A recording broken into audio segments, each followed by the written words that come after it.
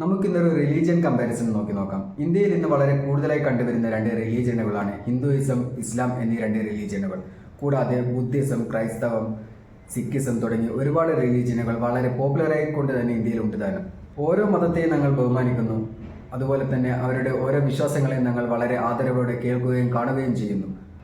ആരൊക്കെ ഏതൊക്കെ മതങ്ങൾ സ്വീകരിക്കണം, ഏതൊക്കെ വിശ്വാസങ്ങളെ പിൻപറ്റണം എന്നതൊക്കെ ഓരോരുത്തരുടെയും യുക്തിക്കനുസരിച്ച് തീരുമാനിക്കേണ്ട വിഷയങ്ങളാണ്. ഞാൻ ഇന്ന് അതിലേക്കൊന്നും കൈകടത്തുന്നില്ല. ഹിന്ദുയിസം വേഴ്സസ് ഇസ്ലാം എന്ന വിഷയത്തിൽ രണ്ട് റിലീജിയനുകൾ തമ്മിലുള്ള കമ്പാരിസൺ മാത്രമാണ് നാം ഇന്നിവിടെ നോക്കിക്കാണുന്നത്. ഞാൻ പറയാൻ പോകുന്ന കാര്യങ്ങളിൽ നിന്ന് വ്യത്യസ്തമായി ചിന്തിക്കുന്ന അതാത് മതസ്ഥരുണ്ടാവാം. എന്നാൽ ഞാൻ പറയുന്നത് ഈ രണ്ട് റിലീജിയനുകളെ കുറിച്ചുള്ള ഇന്നത്തെ ആധുനിക ശാസ്ത്രത്തിന്റെ വിലയിരുത്തലുകൾ മാത്രമാണ്. ആദ്യമായി രണ്ട് റിലീജിയനുകളുടെയും ഡിമോണിം എന്താണെന്ന് നോക്കാം. ഹിന്ദുയിസത്തിൽ അത് ഹിന്ദു എന്നാണ് പറയുക. ഇസ്ലാമിലേക്ക് വരുമ്പോൾ മുസ്ലിം എന്നാവും. ഹിന്ദുയിസത്തിൽ ഹോളി സിമ്പിൾ എന്ന് പറയുന്നത് ഓം എന്ന സിമ്പിളാണ്. ഇസ്ലാമിൽ അത് സ്റ്റാർ ആൻഡ് ക്രസന്റ് ആവും. ഹോളി ബുക്കിൽ ഹിന്ദുയിസത്തിൽ ഭഗവത്ഗീതയും ഇസ്ലാമിൽ അത് ഖുർആനുമാണ്. ഹിന്ദു വിശ്വാസപ്രകാരം ഹോളി പ്ലേസ് എന്ന് പറയുന്നത് ഹരിദ്വാറും ഇസ്ലാമിൽ വിശ്വാസപ്രകാരം അത് മക്കയുമാണ്. അതുപോലെ തന്നെ ഹിന്ദു വിശ്വാസപ്രകാരം ഹോളി വാട്ടർ എന്ന് പറയുന്നത് ഗംഗാജലവും ഇസ്ലാം വിശ്വാസപ്രകാരം സംസം ജലവുമാണ്.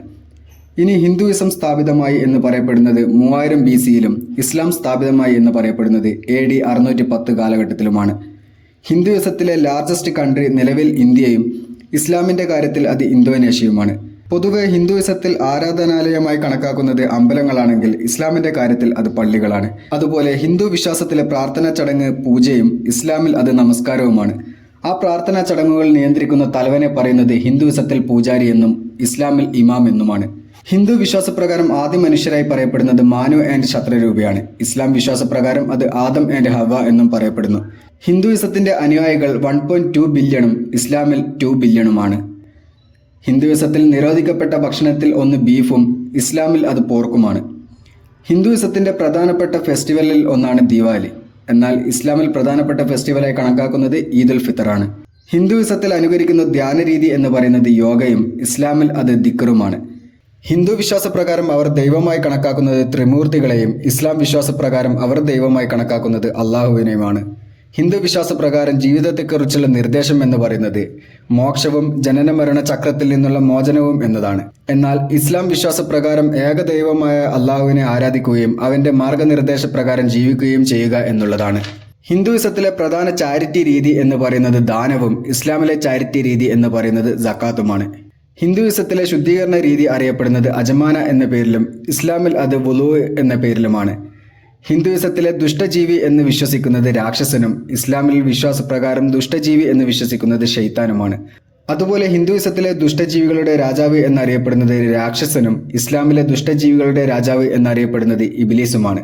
ഹിന്ദുയിസത്തിൽ മരിച്ചു കഴിഞ്ഞാൽ പ്രവേശിക്കപ്പെടുന്ന നീചന്മാരുടെ ഗ്രഹം എന്നറിയപ്പെടുന്നത് നരകവും ഇസ്ലാമിൽ അത് നരകം എന്ന അർത്ഥം തന്നെ വരുന്ന ജഹന്നം ആണ്. അതുപോലെ മരിച്ചു കഴിഞ്ഞാൽ സൽസ്വഭാവികളെ പ്രവേശിക്കപ്പെടും എന്ന് ഹിന്ദുയിസത്തിൽ വിശ്വസിക്കപ്പെടുന്ന ഗൃഹത്തിന്റെ പേര് സ്വർഗം എന്നും ഇസ്ലാമിൽ അത് സ്വർഗം എന്ന് തന്നെ അർത്ഥം വരുന്ന ജന്നയുമാണ്. ഹിന്ദുയിസത്തിൽ ഒരാളെ അഭിവാദ്യം ചെയ്യാനായി ആശംസ അറിയിക്കുന്നത് നമസ്തേ എന്നും ഇസ്ലാമിൽ ഒരാളെ അഭിവാദ്യം ചെയ്യാനായി ആശംസ അറിയിക്കുന്നത് അസ്സലാമു അലൈക്കും എന്നുമാണ്. ഹിന്ദുയിസത്തിൽ അമാനുഷിക കാര്യമായി വിശ്വസിക്കുന്നത് ഭൂതവും ഇസ്ലാമിൽ അമാനുഷിക കാര്യമായി വിശ്വസിക്കുന്നത് ജിന്നുമാണ്. ഹിന്ദു വിശ്വാസപ്രകാരമുള്ള ഇതിഹാസ ജീവി എന്ന് പറയുന്നത് ഗരുഡനും ഇസ്ലാം വിശ്വാസപ്രകാരം ഇതിഹാസ ജീവി എന്ന് പറയുന്നത് ബുറാക്കുമാണ്. ഹിന്ദു വിശ്വാസപ്രകാരം ഏറ്റവും വലിയ രാജാവ് എന്ന് പറയുന്നത് കിങ് അശോകയും ഇസ്ലാമിൽ ഏറ്റവും വലിയ രാജാവ് എന്ന് പറയുന്നത് പ്രോഫറ്റ് മുഹമ്മദുമാണ്. ഹിന്ദുയിസത്തിലെ ഏറ്റവും വലിയ സയന്റിസ്റ്റ് എന്ന് പറയുന്നത് ആര്യഭട്ടയും ഇസ്ലാമിൽ അത് അൽ കാവരിസ്മിയുമാണ്. ഹിന്ദുയിസത്തിൽ മരിച്ചു കഴിഞ്ഞാലുള്ള ഡിസ്പൊസിഷൻ രീതി എന്ന് പറയുന്നത് ബോഡി ദഹിപ്പിക്കലും ഇസ്ലാമിൽ മരിച്ചു കഴിഞ്ഞാലുള്ള ഡിസ്പൊസിഷൻ രീതി എന്ന് പറയുന്നത് കബറടക്കലുമാണ്. അവസാനമായി മരിച്ചു കഴിഞ്ഞാൽ ഇനി എന്ത് എന്ന ചോദ്യത്തിന് ഉത്തരമായി ഹിന്ദുയിസത്തിൽ പറയുന്നത് പുനർജന്മവും ഇസ്ലാമിൽ ഉത്തരമായി പറയുന്നത് പുനരുദ്ധാനവുമാണ്. അപ്പോൾ ഇത്രയേ ഉള്ളൂ. അടുത്തൊരു വീഡിയോയുമായി വീണ്ടും കാണാം. Like and subscribe, follow for me.